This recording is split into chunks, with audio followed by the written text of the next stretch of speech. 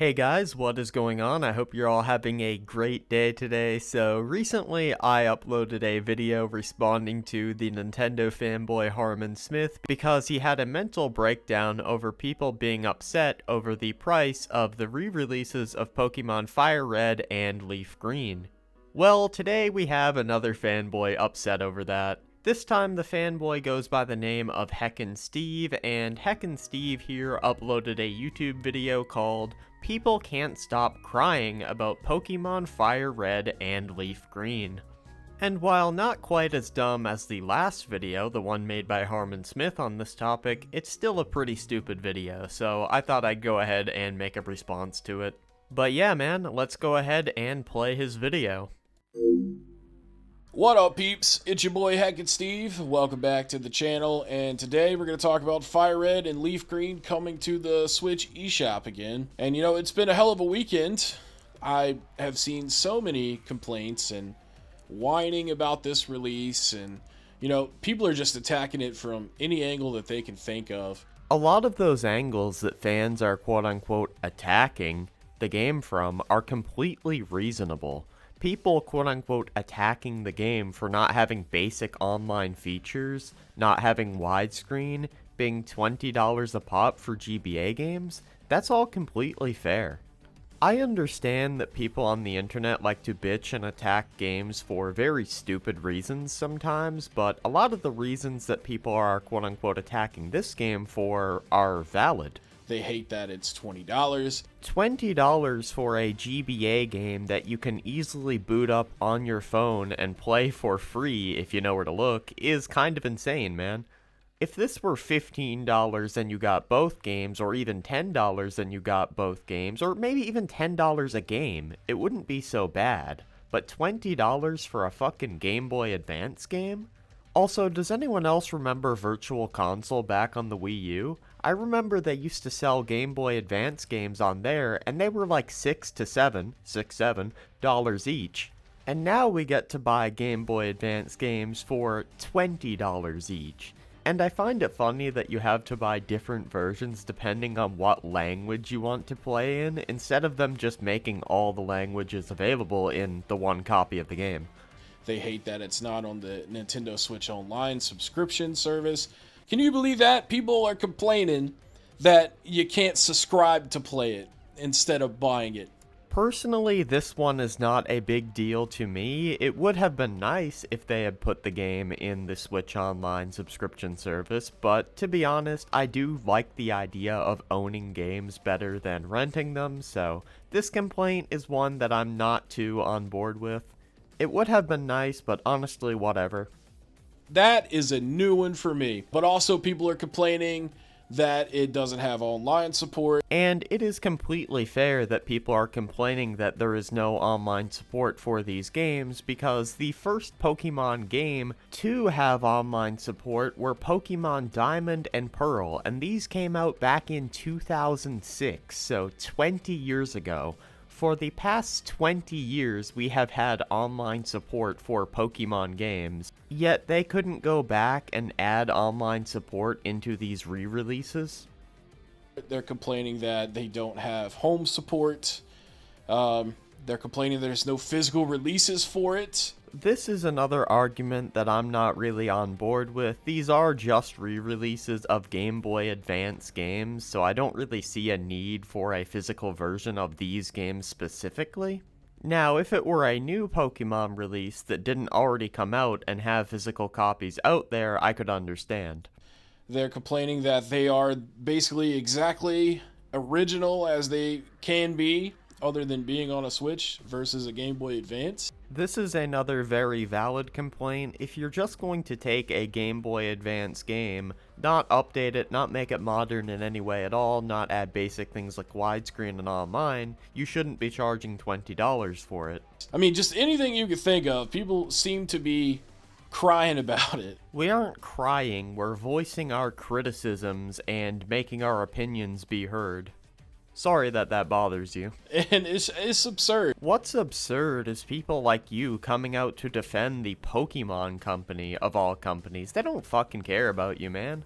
But, you know, today we're just gonna, you know, kind of vent some frustrations here with the naysayers, you know, because people like me, we're stoked for this. You know, $20 is not that much money to us, especially in 2026. I really don't think $20 is much money to anybody.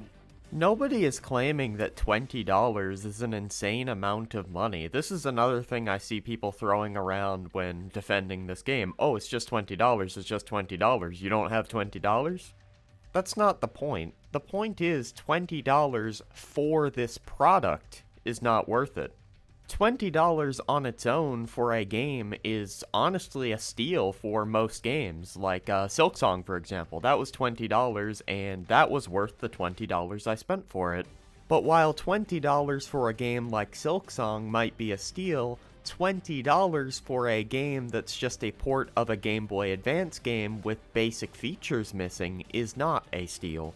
You know, if you eat lunch anywhere other than your house these days, it's probably $15.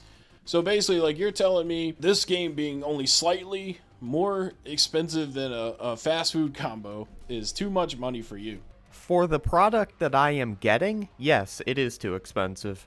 Okay, buddy. I think a lot of people are just like super entitled these days. We are entitled for wanting more out of our $20 than a Game Boy Advance game being ported to a modern system without any modern changes to it. Okay, man.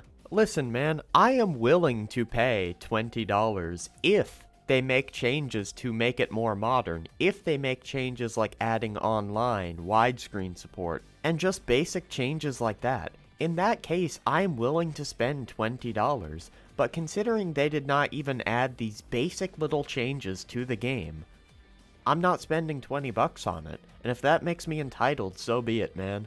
They don't think about the alternatives here. Look how much this goes if you buy the physical Game Boy Advance game. $144. $135. So what are you telling me here? That is a stupid argument. Older games that are super expensive because there are limited copies of them out there. So pointing to older secondhand games when someone criticizes a newer product and its price is just insane. For people that actually want to play these games, paying $20 for each one, which I did, I bought both of them. Don't ask questions. Just consume product and then get excited for next product. My OCD wouldn't allow me to just buy one. And I'm happy. I'm excited about it. And then you have people that complain, they say, or they're not really complaining, they're bragging, right? They're saying, well, I could just emulate it for free. Why would I pay $20 for these? Dude. A completely fair argument if you ask me, and a lot of the times when you decide to emulate the older versions of Pokemon, you can actually find ROM hacks that enhance the games with more features added to them. So you can actually get a better product than they are selling on the Switch for completely free. And considering these are old-ass games, you know, nothing's probably really going to happen to you. Not that I'm saying that you should go out and do anything or anything like that, but, you know, I'm just being fucking realistic with you guys. I want to play it on my Nintendo Switch too. If you want to buy it and play it on your Switch too, that's up to you, but don't get upset at people who are criticizing these products. Because a lot of us have very good reasons too. But look at the alternative here. You know, it's either you can emulate the game, which is a form of stealing. Now, I understand it's an old game, but, you know, emulating ROMs of games that you don't physically pay for is stealing. Even if you have the game on the shelf and you're just lazy and you want to just emulate it because it's convenient, that's still stealing because you don't own the copy of the game you're using. They're Game Boy Advance games, man. Who actually cares? I could get maybe if you make this argument for a PS5 game or a Switch 2 game that just came out, but really, you're gonna make this argument for fucking Game Boy games? Oh, well, technically, it's stealing. It's like, who gives a shit, dude? These games came out back in 2004. Whether you agree with that or disagree with that does not change the fact that Nintendo looks at that as stealing their property. Oh, no. I know. All right. I mean, that's the truth. Like, okay. So what's the deal here? You'd rather pay some schmuck that possesses the original cartridge, you know, that he probably paid somebody $5 for or less, and he wants to sell it to you for $144. You'd rather do that than pay Nintendo, the people that created the goddamn fucking game, $20? I mean, come on now. And these are like some of the best Pokemon games ever made, Fire Red and Leaf Green, and you get to play them for $20. Once again, I stand by all the arguments I made previously in this video about the $20 price point and the value proposition. Now, for the people that are complaining that it's not part of Switch Online, you have to think of it from a functionality standpoint. If I could rewind or do save states for a game like this, or even fast forward like you would in like a regular emulator, it pretty much like kills the whole setup with Pokemon games.